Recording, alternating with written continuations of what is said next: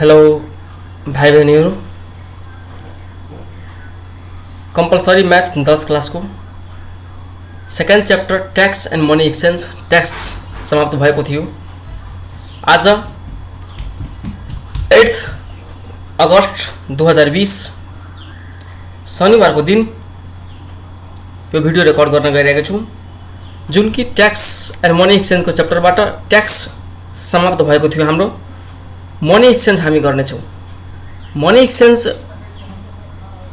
हामी पीडीएफबाट गर्नेछौँ, किन भन्दाखेरि त्यो क्लास उपलब्ध नभएको कारणले यहीँबाट गर्नुपर्छ, पीडीएफबाट। अब मनी एक्सचेन्ज भनेको के हो त्यहाँबाट पहिला हामी स्टार्ट गरौँ। हेर्नुस्, सबभन्दा पहिला एक्सचेन्ज के हो? एक्सचेन्ज भनेको जस्तै कुनै पनि चिज आफ्नो दिनु र अरूको लिनु, एक्सचेन्ज हो। त्यो एउटा दिनु र अर्को लिनु भनेको एक्सचेन्ज हो। अब यहाँ कुनै सामानको एक्सचेन्ज हो, के को एक्सचेन्ज हो? यहाँ मनीको एक्सचेन्ज हो। मनीको एक्सचेन्जको मतलब कुनै अर्को देशको मनी, कुनै अर्को देशको करेन्सी लिनु र आफ्नो करेन्सी दिनु, या कुनै अर्को करेन्सी लिनु अनि त्यसपछि अर्को करेन्सी दिनु, एउटा करेन्सी लिनु र अर्को करेन्सी दिनु, त्यो एक्सचेन्ज हो। अब एक्सचेन्ज गर्दाखेरि डिफ्रेन्ट भेल्यु हुन्छ।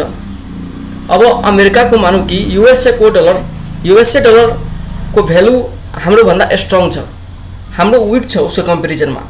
अब त्यस्तो सिचुएसनमा हामीले एक्सचेन्ज गर्नुपर्ने हुन्छ। जस्तै मानौँ कि म अमेरिका टुर गर्न गइरहेको छु। अमेरिका टुर गर्न जान्छु भन्दाखेरि यहाँ नेपाली पैसा मसँग छ, रुपी त्यहाँ अमेरिकामा चल्ने होइन। त्यहाँ अमेरिकामा त रुपी चल्दैन, त्यहाँ चल्ने हो युएस डलर। युएस डलर चल्छ भने त्यहाँ हामीलाई युएस डलर चाहियो। त्यहाँ खर्च गर्नको लागि हामी घुम्न गइरहेको छौँ भने त्यहाँ खर्च गर्नको लागि युएस डलर त चाहियो। अब युएस डलर चाहियो भन्दाखेरि मानौँ कि हामीलाई 1 लाख युएस डलर त्यहाँ चाहियो। मानौँ कि हामी घुम्न गइरहेको छौँ टुरको लागि, 1 lakh US dollar, 1 lakh US dollar चाहियो। अब 1 लाख युएस डलर चाहियो भने हामीलाई यहाँ युएस डलर चाहियो जाने बेलामा। तब युएस डलर चाहियो भने युएस डलर हामीलाई चाहियो कहाँबाट? हामी ब्याङ्कमा जान्छौँ। यहाँ नेपालमा नेपाल राष्ट्र ब्याङ्कले रेगुलेट गर्छ foreign currency and other commercial ब्याङ्कहरूलाई पनि।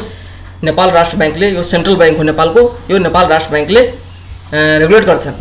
त हामीसँग मानौँ कि रुपी छ, नेपाली रुपी छ, नेपाली रुपी दिन्छौँ ब्याङ्कलाई रुपीले, अनि त्यो नेपाल राष्ट्र ब्याङ्कले हामीलाई युएस डलर दिन्छ हैन। त अब कति रुपी दिनु पर्यो? मानौँ कि 1 लाख हामीलाई युएस डलर चाहियो। 1 लाख युएस डलर चाहियो भने हामीलाई कति रुपी दिनुपर्छ? त्यो रेट दिएको हुन्छ, तोकेको हुन्छ, त्यो कोट गरेको हुन्छ ब्याङ्कले, नेपाल राष्ट्र ब्याङ्कले डेली बेसिसमा त्यो रेट कोट गर्छन्। अब के हो भन्दाखेरि रेट कोट गरेपछि अब त्यसपछि कोट गरेको हुन्छ रेट डेली बेसिसमा चेन्ज भइरहन्छन्। इकोनोमीको कन्डिसन हेरेर, इकोनोमीको कसैको इकोनोमिक स्ट्रङ हुँदै जान्छ, विक हुँदै जान्छ। जेनरली हाम्रो करेन्सी, नेपाली रुपी विक भइरहेको छ र अर्को युएसहरूको स्ट्रङ भइरहेको छ। उनीहरूको इकोनोमिक बढिरहेछ, हाम्रो इकोनोमिक स्ट्रङ छैन, धेरै विक छ। तो हाम्रो अब हेर्नुहोस्, स्ट्रङ छ उसको, त्यो कसरी थाहा भयो कि स्ट्रङ हो उसको करेन्सी? युएसए करेन्सी स्ट्रङ छ हामीलाई कसरी थाहा भयो? यतिकै थाहा हुनु मतलब हेर्नुहोस्, युएसए को एउटा कुरा हेर्नुहोस्, युएसए को 1 डलर बराबर, युएसए को 1 डलर बराबर मानौँ कि हाम्रो अहिलेको करेन्ट अहिले के छ आज थाहा भएन, तर मानौँ कि 120 रुपी दिएपछि हामीले 1 डलर पाउने हो। युएसए 1 डलर पाउने हो। अब 1 डलर पाउनको लागि हामीले 120 रुपी दिनुपर्छ भन्दाखेरि हाम्रो 120 मिलायो भने उसको एउटै डलर 1 डलर बराबर छ। मतलब उसको कति भ्यालुएबल छ? 1 डलर उसको धेरै भ्यालुएबल छ हामीभन्दा। त त्यसै भयो त्यो स्ट्रङ हो। र अर्को कारण के हेर्नु भन्दाखेरि मानौँ कि जापानिजमा हेर्नुहोस्, जापानमा हाम्रो 9 point something रुपीज बराबर उसको 10 एन हुन्छ जापानिज एन। जापानिज एन 10 को बराबर हाम्रो, यसको मतलब हाम्रो यहाँ स्ट्रङ देखुँदै रहेछ, करेन्सी स्ट्रङ छ। स्ट्रङ मतलब हामी मानौँ कि 90 रुपियाँ समथिङ पैसा दियो भने उसको 10 एन हामी प्राप्त गर्न सक्छौँ। यसको मतलब उसको करेन्सी हाम्रो करेन्सी भन्दा विक छ। यसको मतलब यो होइन फेरि कि इकोनोमिक हाम्रो विक छ, हाम्रो भन्दा उसको जापानको इकोनोमिक विक छ। जापानको इकोनोमिक धेरै स्ट्रङ छ हाम्रो भन्दा, हैन? यो किन भएको होला भन्दाखेरि उसको करेन्सी विक भएको होला भन्दाखेरि त्यो जापानिज एन सप्लाई मार्केटमा बढी भएको कारणले पनि हुन्छ। धेरै सप्लाई गरेपछि त्यस्तो हुन्छ। अब मानौँ कि हाम्रो देशमा पैसाको सप्लाई बढी गरिदियो भने हामीले पकेटमा बोक्नुपर्ने बढी हुन्छ, कम गरिदियो भने हामीलाई थोरै बोक्नुपर्ने हुन्छ। यो सिचुएसन आफ्नो देशको अनुसारले त्यो गर्छन् आफ्नो आफ्नो, त्यसमा डिस्कस डिटेलमा नजाउँ। त्यो इकोनोमिक पढ्नुभयो भने त्यो सबै थाहा हुन्छ कुराहरू तपाईँहरूलाई, हैन? त्यो इकोनोमिक हामीले यहाँ पढाउन सक्दैनौँ, एउटा सानो च्याप्टर छ, कन्भर्ट गराउनु मात्र हो यहाँ, हैन? त्यो पनि केही डिस्कस गर्न गरिरहेछु। अनि नेपाल राष्ट्र बैंकले रेट तोकेको हुन्छ, थाहा छ तपाईँले? बैंकमा जानुभयो भने रेट डेली बेसिसमा नेपाल राष्ट्र बैंकले तोकेका हुन्छन् कि यति डलर बराबर, $1 बराबर यति रुपियाँ हुन्छ, नेपाली रुपिज बराबर हुन्छन्। अब त्यहाँ दुईटा रेट दिएको हुन्छन्, एउटा बाई गर्ने रेट र एउटा सेलिङ गर्ने रेट। बाइङ रेट र सेलिङ रेट दुईटा रेट दिएको हुन्छ। एउटै तालिकामा हेर्नुभयो भने दुईटा रेट हुन्छ। अब कुन रेट कतिखेर अप्लाई हुन्छ? Comparatively buying rate is lower than selling rate हुन्छ। बाइङ रेट जहिले पनि सेलिङ रेट भन्दा कम हुन्छ। अब किन हुन्छ भन्दाखेरि त्यो बैंकको रेट हो। बैंक बाई गर्छ कुनै करेन्सी भने त्यसको रेट दिएको छ, मतलब बाई कममा गर्छ। तपाईँ नै बुझ्नुहोस्, एउटा सिम्पल मार्केटमा हेर्नुहोस्, तपाईँ बजार जानुभएछ, तरकारी किन्ने मान्छे छ, हैन? तरकारी बेच्ने मान्छे छ, तरकारी बेच्ने मान्छे पनि तरकारी कहीँबाट किनेर ल्यायो होला, त्यो कममा ल्यायो होला र बढीमा बेच्छ, अनि त्यसलाई फाइदा हुन्छ। त्यस्तै बैंक हो, करेन्सी कुनै किन्छ भने कममा किन्छ र बेच्ने भन्दाखेरि बढीमा बेच्छ, अनि त्यसलाई फाइदा त हल्का हुनु पर्यो नि बैंक हो भनेर। बैंक पनि त्यो बिजनेसको लागि नै हो। अब यति कुरा भइसकेपछि हामी पीडीएफ खोलौँ र पीडीएफबाट प्रिन्ट डिस्कस गर्छौँ हामी, हैन? त्यसपछि हेरौँला के कस्तो छ। हेरौँ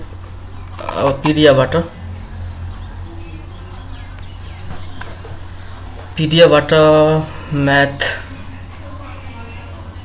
हल्का टाइम लागिरहेछ खुल्न, स्लो भइसकेको छ, त्यही भएर।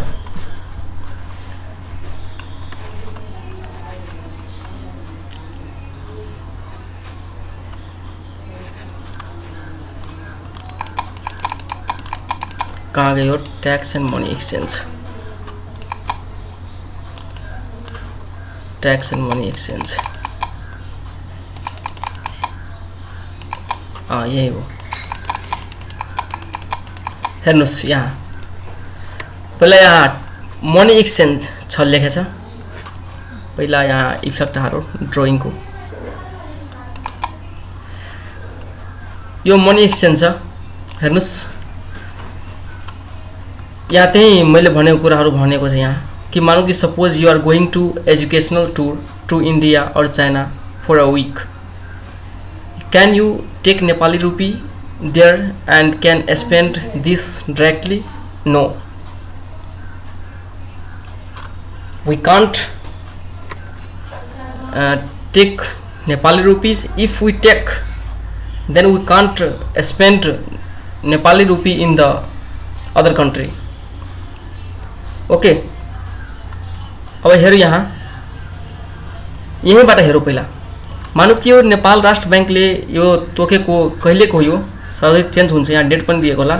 यो एक्सचेन्ज हो 9 फागुन 2073 सालको, मतलब 20 फेब्रुअरी 2017 को यो। हेरौँ अहिले आजको पनि डिफ्रेन्स हुन्छ, हैन? आजको पनि तपाईहरुले नेटमा हेराइदिन्छु कति छ। हेर्नुस्, मतलब यहाँ दुईटा रेट दिएको छ। 100 यो के हो भन्दाखेरि यो विदेशी हो, यो विदेशीको हो, यो विदेशी हो, रेट विदेशीको दिने हो। अब यो हाम्रो हो, कति हम नेपाली रुपी हुन्छ यसको बराबर, यो विदेशीको 100 को बराबर। मानौँ कि यो इन्डियन रुपी छ, यो इन्डियन रुपी 100 को बराबर यो नेपाली कति हुन्छ, यति हुन्छ। बाइङ रेट यति हो, सेलिङ रेट यति हो। अब दुईटा रेट दिएको छ, मतलब यो नेपाल राष्ट्र बैंकसम्म त नेपाल राष्ट्र बैंकले तपाईसँग किन्यो भने कुनै करेन्सी, मानौ कि यो रुपी इन्डियन रुपी किन्यो भने 160 मा किन्छ र बेच्यो भने तपाईलाई यतिमा बेच्छ, मतलब 0.5 रुपीज यो नेपाल राष्ट्र बैंकलाई फाइदा हुने हो, उसको कमिसन जस्तै हो यो। ठीक छ। अब जस्तै यहाँ US डलर हेर्नुहोस्, US dollar 1 unit is equal to 1 US dollar is equal to buying rate कति हो 106.80, सेलिङ रेट कति हो 107.40। मतलब जहिले पनि सेलिङ रेट बढी नै हुन्छ। कोही पनि व्यक्ति घाटा लगाएर त बेच्दैन नि कुनै सामान। अब मतलब मानौ किनिरहेछ US डलर, किन्छ भने यतिमा किन्छ र बेच्छ यतिमा, बढीमा, हल्का यो भन्दा बढी छ नि छ। ठीक छ। यो जुनै पनि कुनै पनि तपाईले यो कलम हैन यसमा हेरिहाल्नुस्, तपाई पुरै सेलिङ रेट जहिले पनि बराबर, मतलब यो बाइङ रेट भन्दा ठुलो हुन्छ। हेर्नुस् तपाई, कुनै कम्पेयर गरेर लिएर हेरिहाल्नुस् तपाई, हैन हेरिहाल्नुस्, सबै ठुलो होला, मतलब यो रेट बाइङ रेट भन्दा सेलिङ रेट ठुलो होला, यो दिएको हुन्छ दुईटा रेट। ठीक छ। तर टेक्निकल वर्डमा यो सेलिङ रेटलाई के भन्छ रे, हैन आस्क रेट भन्छ, ASK ask, ASK ask rate भन्छ। र बाइङ रेटलाई टेक्निकल वर्डमा के भन्छ भन्दाखेरि बिड रेट भन्छ, BID बिड रेट भन्छ, हैन। यहाँ सिम्पली भाषामा तपाईहरुले 10 क्लासको हुनुहुन्छ, त्यही भएर सिम्पली भाषामा लेखिदिएको छ। तर यसको टेक्निकल वर्ड तपाईले कहीं हेर्नु भयो भने न्यूजमा नघबराउनु होला, हैन। बिड रेट भनेको बाइङ रेट हो, आस्क रेट भनेको सेलिङ रेट हो। अब यो रेटहरु दिएको छ, यसमा आज हामी कुनै मानौ कि आज म 8 अगस्त हो 2020, आज त बन्द छ, शनिबारको दिन हुन्छ बन्द बैंक। मानौ कि गयो, खुल्ला छ मानौ बैंक, गयो भने आजको रेटको अनुसारले हामीले यहाँ रेट दिएको हुन्छ बैंकमा, र रेटमा हामीले मतलब US डलर चाहियो, चाहे कुनै युरो चाहियो नै, हैन, हामी जान्छौँ र त्यहाँबाट US डलर लिन्छौँ र नेपाली पैसा हामीले नेपाली रुपैयाँ दिन्छौँ, हैन। अनि दिन्छौँ भने यसको मतलब यो US डलर के हो, US डलरको रेट दिएको छ। यहाँ रेट भनेको कसको हो, US डलरको दिएको छ, 1 युनिट जसको छ या 100 युनिट छ, यसको रेट दिएको हो। यसको रेट दिएको मतलब यो US डलर यो बैंकले किन्यो भने यतिमा किन्छ, मतलब यतिमा किन्छ US डलर, हैन, बेच्यो भने यतिमा बेच्छ। ठीक छ।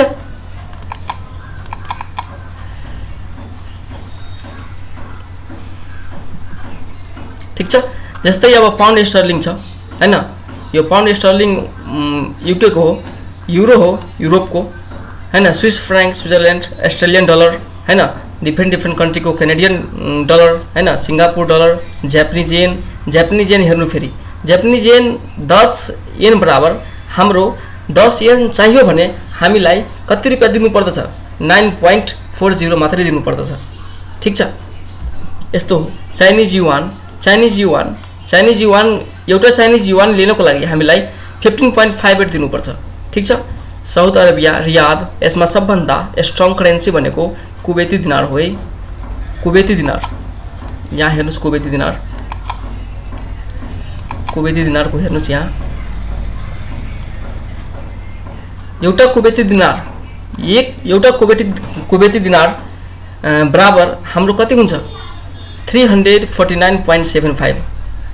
आजको डिफरेन्स हुन सक्छ, यो कहिलेको हो तपाईले डेट देखाइदिएको हो, हैन, 20 फेब्रुअरी 2017 को हो यो, हैन। अब एक्जाम्पल हामी गरौँ, क्वेसन गरौँ, सिम्पली गर्न सक्छु, यो म्याथमेटिकल हो, यो युनिटरी मेथड पनि हेर्न एप्लाई गरे बन्छ, सजिलै हो, यो केही त्यस्तो छैन, हैन।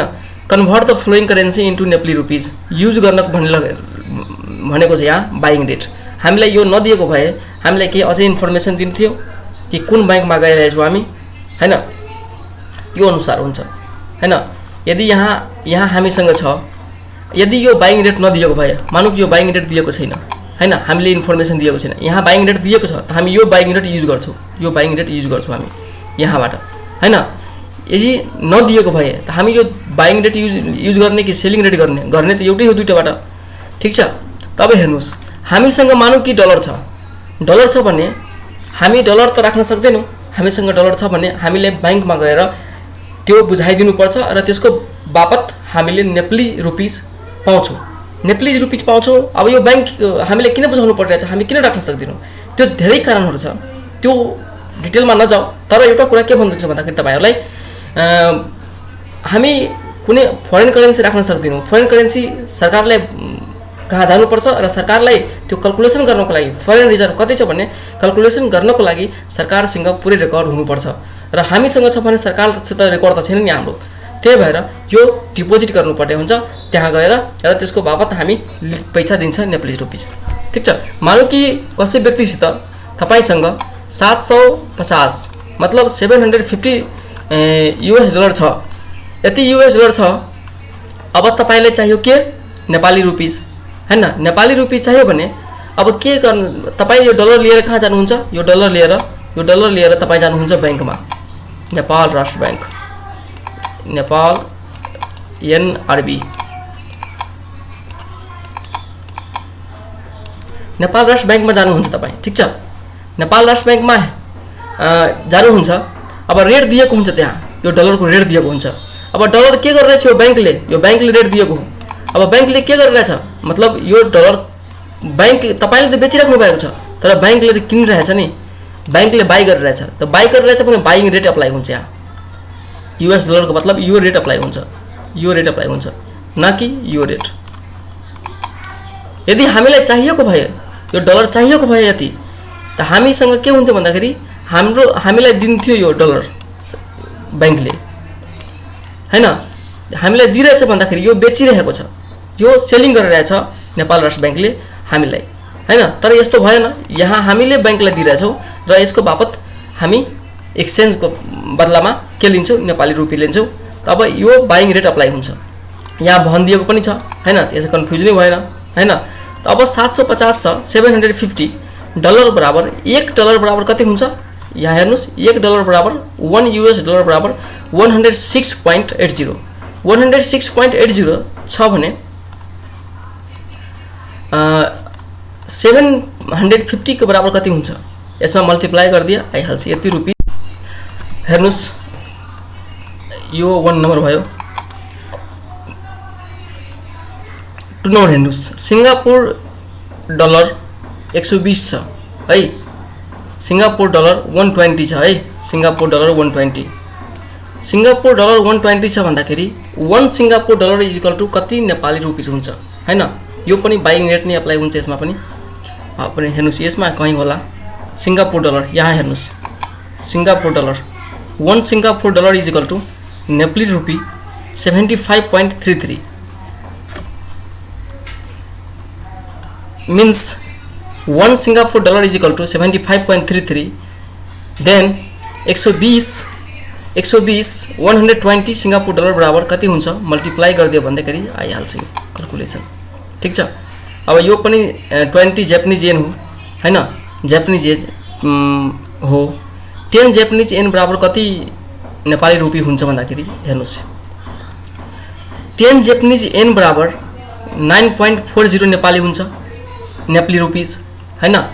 1 जापानिज येन इक्वल कति हुन्छ युनिटरी मेथडी एक नेम तपाईहरुले पढ्नुभयो होला हैन। 9 पॉइंट यसले डिवाइड गर्नु भने 1 येन को आइहाल्छ जापानिज येन बराबर र 50 जापानिज येन बराबर हैन मल्टिप्लाई गरिदिनुस् यसमा यो 47 रुपैयाँ आइरहेछ।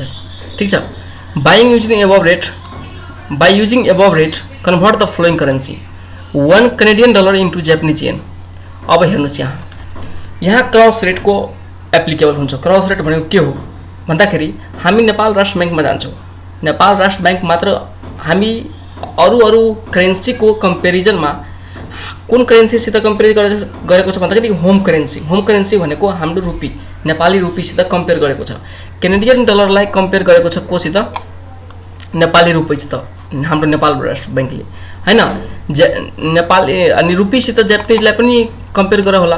तर यो लिस्टमा डाइरेक्टै जापानिज र कैनेडियन को कम्पेरिजन छैन नि।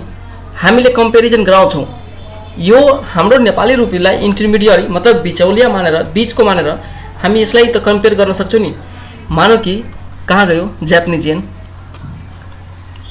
येन यहाँ दिएको छ हैन, यो हामीलाई दिएको छ हैन। अनि क्यानेडियन पनि दिएको होला कहीँ, क्यानेडियन डलर माथि छ हेर्नु, जापानिज येन दिएको छ हैन।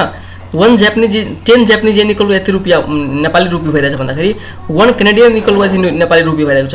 हामी नेपाली रुपी बराबर गरिदिएपछि जापानिज येन र क्यानेडियन डलर बराबर भइहाल्छ, हामीलाई थाहा भइहाल्छ। हेर्नुस् यहाँ 1 क्यानेडियन डलर इन्टु जापानिज येनमा 1 क्यानेडियन येन बराबर जापानिज कति हुन्छ त मानौ 1 Canadian dollar is equal to कति रुपी हुन्छ, 1 Canadian dollar is equal to कति रुपी हुन्छ। यहाँ हेर्नुस् 1 क्यानेडियन डलर इज कति रुपी भइरहेछ भन्दाखेरि कति रुपी भइरहेछ भन्दाखेरि 81.94 ठीक छ 81.94। तो 1 Canadian dollar is equal to 81.94 ठीक छ, यति मतलब भइरहेछ ठीक छ। अनि 1 Canadian dollar is equal to यति भइरहेको छ भन्दाखेरि अब हामीलाई एउटा जापानिज येनको लागि कति रुपियाँ दिनुपर्छ 9.4। यहाँ हेरो जापानिज येन कहाँ गयो हैन, एउटा जापानिज हैन 10 वटा जापानिज लिनको लागि जापानिज येन लिनको लागि कति दिनुपर्छ 9.4 हैन। त 9.4 is equal to 10 yen okay. 9.4 is equal to 10 yen मतलब 1 रुपैयाँ बराबर कति येन, 1 रुपैयाँ बराबर कति येन, 1 रुपैयाँ बराबर कति येन 10 डिवाइडेड बाई 9.4 हुन्छ, 9.4 भइहाल्छ हैन। 1 रुपैयाँ बराबर यति येन भइरहेछ भन्दाखेरि हैन, यति रुपैयाँ बराबर कति येन हुन्छ, यति रुपैयाँ बराबर कति येन हुन्छ, यसलाई मल्टिप्लाई गरिदिनुस्, यो 10 यहाँ हैन र 9.4 ठीक छ। सिम्पली यस्तो गर्नुस् हैन। यहाँ के भनेछ by chain rule chain fan छोडिदिनु, यति यो क्याल्कुलेसन यस्तो गर्नु म्याथमेटिकल हो एउटा, यो चेन फ्यान रुल अप्लाई नगर्नुस् हैन, यो कुनै रुल हैन, यो सिम्पली म्याथमेटिक्स हो, यो यसमा केही युनिटरी मेथड हो, गर्नु पर्दैन चेन रुल हैन। तपाईले यहाँ क्याल्कुलेसन गर्नुभयो आइहाल्छ ठीक छ। यस्तै गरेको छ र यसलाई हेर्नुस् यही गरेको छ नि, यसलाई 10 ले मल्टिप्लाई गरिदिएछ मतलब यसमा 81.94 मा 10 ले मल्टिप्लाई गर्यो भने 819.4 हुन्छ हैन। त्यसपछि डिवाइडेड बाइ 9.4 र यति जापानिज येन आइहाल्छ 1 Canadian dollar is equal to ठीक छ। अब अस्ट्रेलियन डलर दिएको छ हैन, अस्ट्रेलियन डलर दिएको छ, कहाँ गयो अस्ट्रेलियन डलर दिएको छ यहाँ 2 नम्बरमा। अस्ट्रेलियन डलरलाई स्विस फ्र्याङ्कमा कन्भर्ट गर्नु छ, यो यस्तै यो पनि गर्ने हो, यस्तै यो पनि गर्ने हो, सिमिलर हो पैसा ठीक छ। अब यहाँ हेर्नुस् एक्जाम्पल नम्बर 3 मा Vijay needs dollar 5000 for America tour, America जानको लागि हैन, अमेरिका जानको लागि यसलाई 5000 डलर चाहियो। मानौ कि अमेरिकामा युएसए, एक्चुअली अमेरिका भनेको एउटा के हो भन्दाखेरि महाद्वीप हो, अमेरिका महाद्वीप हो, अमेरिका कुनै देशको नाम होइन, तर हामीले जनरली युएसए लाई सम्झिन्छौँ हैन। मानौ कि युएसए नै हो हैन, USA United state of America नाम हो उसको, अमेरिका नाम होइन। अब यहाँ हेर्नुस् अमेरिका उत्तरी अमेरिका दक्षिणी अमेरिका त्यो हो महादेश। पहिले यहाँ हेरौँ विजय needs $5,000 for America tour. If broker take 2% commission for exchange, how much Nepali rupee will Vijay required? Find it. अब यो हेर्नुस् यो विजय छ नि, यो विजय यो डाइरेक्ट नेपाल राष्ट्र बैंक को कहाँ गएको भए एकैचोटि यो रेटमा हुन्थ्यो, तर यहाँ कमिसन को कुरा गरेको छ। यहाँ बैंकमा नगएर कुनै ब्रोकरेज हुन्छ नि, दलाल कहाँ गएछ, दलाल कहाँ गएपछि यो यसले त कमिसन लिन्छ, त्यतिकै उसले त्यहाँ बसेको छैन हैन। अब यो यहाँबाट योसित नेप्ली रुपी लिन्छ ब्रोकरले नेप्ली रुपी लिन्छ हैन यो विजयसित। अनि यो नेप्ली रुपी लिएर मानौँ कि यो बैंक कहाँ जान्छ, यो बैंक कहाँ, नेपाल राष्ट्र बैंक कहाँ, र एक्सचेन्ज गराएर ल्याउँछ यति यो डलर। अब एक्सचेन्ज गराउँछ भन्दाखेरि नेपाल राष्ट्र बैंकले के गरिरहेछ, मानौँ कि नेपाल राष्ट्र बैंकले के गरिरहेछ, यो पनि त बैंक कहाँ, नेपाल राष्ट्र बैंक कहाँ जान्छ ब्रोकर, नेपाल राष्ट्र बैंकले के गरिरहेछ, तोकेको छ। त नेपाल राष्ट्र बैंकले यसले युएसए डलर सेल गरिरहेको छ, सेलिङ रेट अप्लाई हुन्छ, युएसए डलर सेल गरिरहेछ अनि यो ब्रोकरलाई दिइरहेछ, ब्रोकरले विजयलाई दिइरहेछ, त्यस बापत यसले 2% कमिसन लिन्छ। त सेलिङ रेट अप्लाई हुन्छ युएसए डलर को। सेलिङ रेट कुन हो, USA dollar 1 =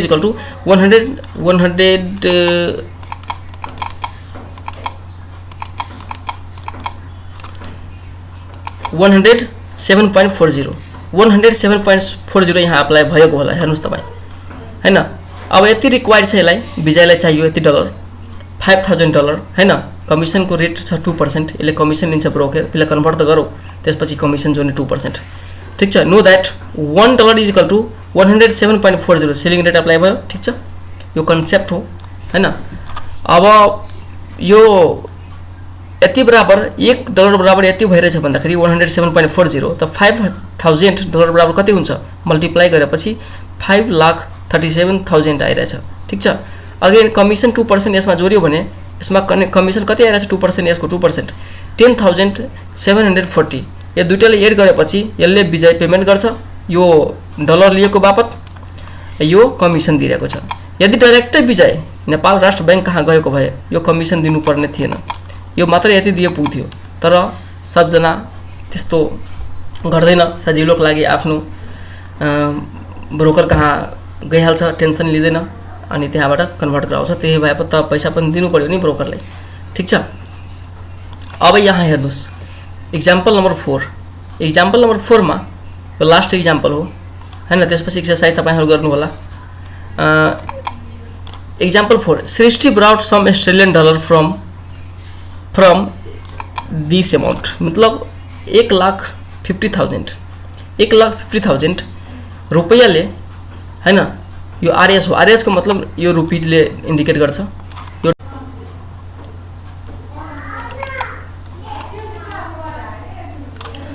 Srishti bought some Australian dollar from 1,50,000 okay, पहिले यति मात्र हेरौँ के भयो भन्दाखेरि सृष्टि बाउट गरियो, किन्यो अस्ट्रेलियन डलर, योसँग थियो 1,50,000 1,50,000।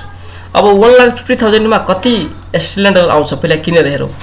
योसँग थियो सृष्टिसँग 1,50,000 1,50,000। अब यसले कति आउँछ, अब कुन रेट अप्लाई हुन्छ यहाँ हेर्नुस्। यो त योसँग सृष्टिसँग के थियो, नेपालीज रुपी थियो, नेपालीज रुपी कति थियो 1,50,000। अब 1,50,000 नेपालीज रुपी सृष्टिसँग थियो भन्दाखेरि यो बैंक कहाँ जान्छ, बैंकले के गर्छ, अस्ट्रेलियन डलर बेच्छ भन्दा सेलिङ प्राइस अप्लाई हुन्छ। सेलिङ प्राइस कति हो अस्ट्रेलियन डलर, यहाँ हेर्नुस्, Australian dollar = 1 Australian dollar = selling price 82.83 apply भएको होला यहाँ। सेलिङ प्राइस 82.83 हेर्नुस् भयो नि। तब 82.1 अस्ट्रेलियन डलर = 82.83 आइरहेछ भन्दाखेरि 1 रुपी = कति आउँछ, यसमा डिभाइड हुन्छ, यतिले 82.83 ले डिभाइड हुन्छ, 1 रुपी आइहाल्यो।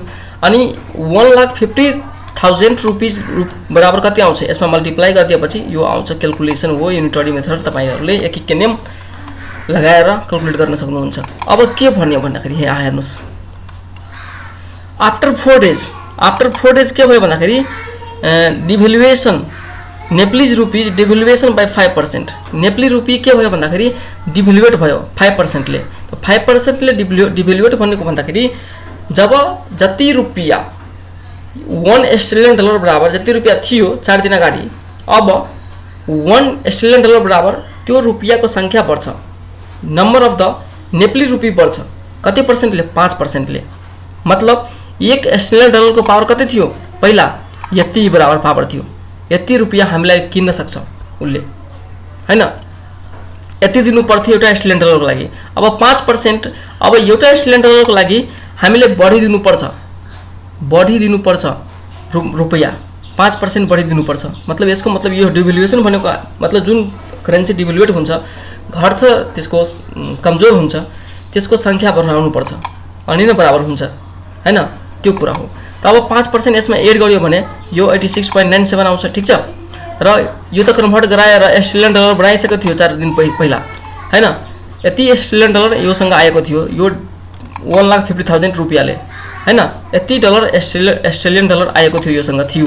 अब 4 दिन पछि यो डिभ्यालुएट भएपछि हैन, अब यतिकै अस्ट्रेलियन डलरले योसँग पैसा बढी आउँछ, नेपाली रुपी बढी आउँछ। हेर्नुस् तपाईँ प्रफिट भयो होला योसँग हैन। अब यति अस्ट्रेलियन डलरले हैन यति बराबरको नेपाली रुपी आउँछ, यसलाई यति रुपियाँको नेपाली रुपी आउँछ। अब यसलाई मल्टिप्लाई गरिदिनुस्, यसमा यो आइहाल्छ, यति रुपियाँ आयो 1,57,497.45 यति रुपियाँ आयो। उसँग थियो पहिला कति 1,50,000, अहिले कति आइरहेछ 1,57,495.45। अब यसबाट 1,50,000 माइनस गरिदियो भने 7,497.45 योसँग 60 gets profit and profit amount is this. Okay, बाँकी इक्जाम्पलहरू एक्सरसाइजहरू तपाईहरुले गर्नु होला, सम सिमिलर होला सबै हैन, गाह्रो नहुनु पर्ने। यदि भयो भने तपाईहरुले कमेन्टमा लेखेर कुन क्वेशन गाह्रो भयो भने भनिदिनुस्, म गरिदिन्छु होला हैन। मसँग त्यति आफै स्टडी गर्नु परिरहेको छ, त्यही भएर टाइम नभएको कारणले म कहिलेकाहीँ मात्रै रेकर्ड गरिदिन्छु। त्यही भएर भिडियोलाई यही राखौँ।